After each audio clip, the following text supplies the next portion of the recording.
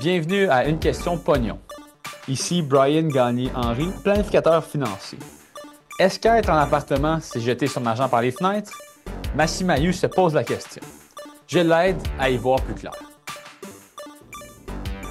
Écoute Brian, je te cacherai pas, hier soir, je me suis endormi en position fétale à penser au marché immobilier, à me dire si je veux avoir ma place, est-ce que je veux acheter nécessairement? Parce qu'on dit souvent dans l'actualité, il faut acheter sa maison, il faut le faire vite. Ou bien louer demeure une option avantageuse? Excellente question. C'est devenu de plus en plus pertinent avec la réalité économique et dans la situation immobilière d'aujourd'hui. La réalité, c'est qu'heureusement, tu as toujours le choix. Il y a toujours des options, il y a toujours des pour et des contre. Donc, pour répondre simplement, oui, il y a les deux options. Mais on le dit souvent, on se le cachera pas, dans l'actualité, les amis, les parents, les grands-parents, louer, c'est garrocher son argent par les fenêtres. Oui, ça, on l'entend. Qu'est-ce que tu penses de cette expression-là? Oui, ça, on l'a entendu souvent, en effet. En fait, c'est un petit peu un mythe, ça, de dire qu'on garoche l'argent par les fenêtres, parce que le fait, justement, d'acheter, c'est énormément beaucoup de dépenses. T'sais, on s'entend qu'une hypothèque, c'est plus que juste un loyer. Puis après ça, il y a les coûts d'assurance habitation, il y a les coûts, par la suite, des taxes, les intérêts qu'on va payer, les frais de condo, si ça s'applique. Donc, c'est vraiment il y a beaucoup plus de dépenses quand on devient propriétaire.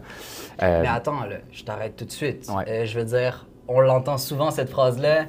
Une maison, c'est l'investissement d'une vie. Là, tu me parles que c'est que des dépenses.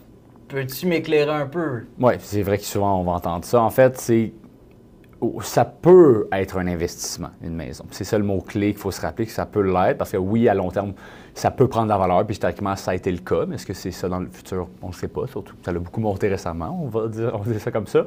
Puis c'est de comprendre justement qu'est-ce qu'on peut faire d'autre avec notre argent aussi? De dire que c'est un investissement. Parce que oui, c'est le fun.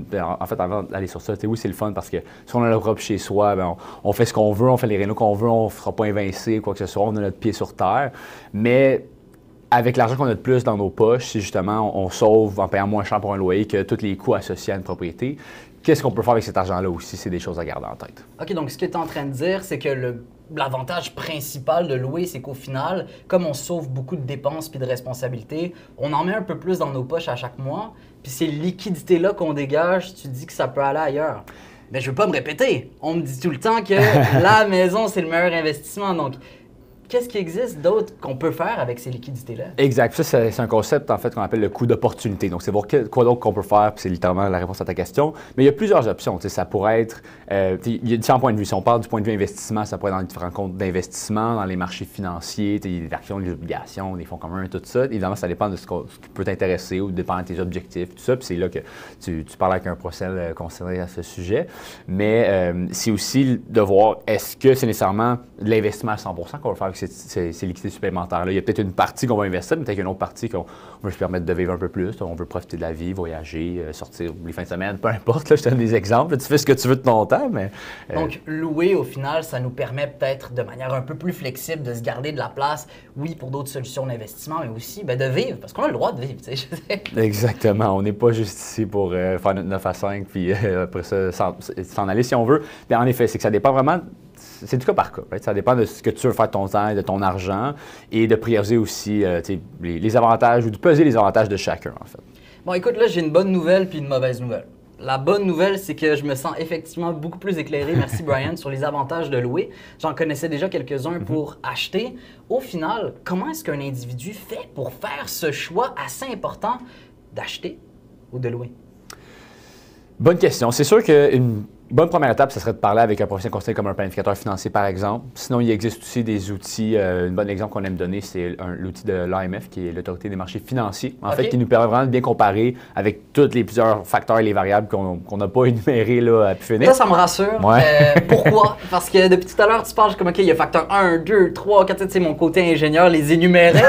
J'étais rendu à 16 ou 17, puis je me disais, soit je fais un Excel, soit il existe déjà des outils qui ont été faits pour moi. Donc, merci pour cette recommandation. Un outil directement de l'AMF? Oui, exactement. Directement lié à l'AMF qui fournissent pour ça. Puis c'est très pertinent de nos jours, justement, avec la crise immobilière un peu qu'on a vu dans les dernières années. Là, c'est devenu de plus en plus difficile. Mais oui, définitivement, c'est quelque chose qui peut être utilisé à ton avantage. Écoute, Brian, ça fait du bien de parler avec un professionnel. Merci pour les judicieux conseils. Je repars avec ça là, un peu moins niaiseux. Merci à toi. Merci d'avoir pris le temps.